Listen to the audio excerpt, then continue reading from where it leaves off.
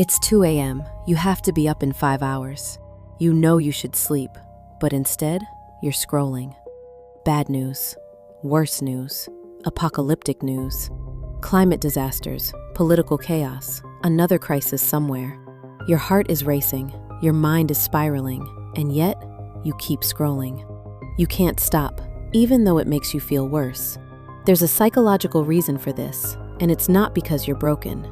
You tell yourself, just one more scroll, just one more headline, just until I understand what's happening. But you never feel informed, you just feel more anxious. Maybe you started doom scrolling during the pandemic, refreshing the news every 20 minutes, and the habit stuck.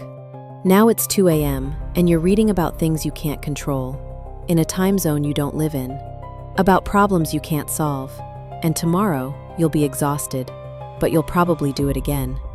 Let's talk about what science says about this behavior. In 2014, Dr. Floor Kroze at Utrecht University published a groundbreaking study.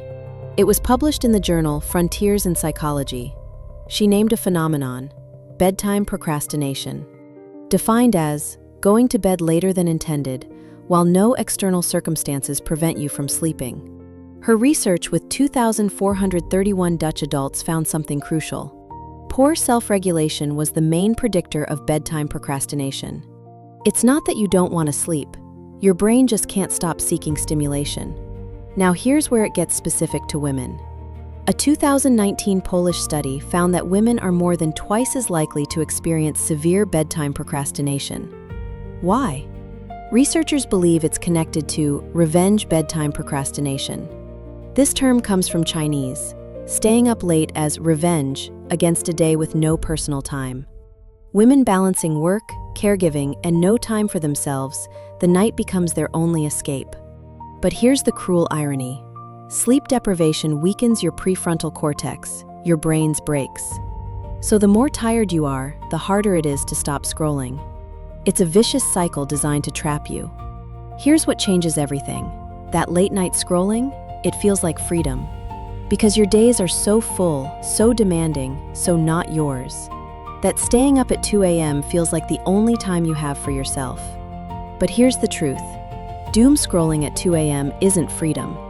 It's self-sabotage dressed up as me time. The world will keep spinning without your 2 a.m. witness. Your awareness of a crisis doesn't solve the crisis.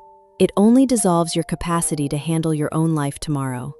You're not staying informed. You're staying exhausted. So let me say this clearly. You're not addicted. You're not weak.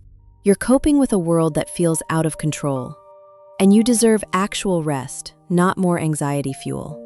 Choosing to be uninformed at midnight is not ignorance. It's self-preservation. Your sleep matters more than knowing about a disaster you can't prevent. Your rest is not selfish. It's necessary. Next time it's 2 a.m. and you're reaching for your phone, ask yourself, will this information help me right now? Or will it just steal my sleep and leave me worse off tomorrow? Put the phone in another room. The news will still be there in the morning, but you'll be rested enough to actually do something about it. Be honest in the comments. What's the latest you've ever doom scrolled? And what finally made you put the phone down?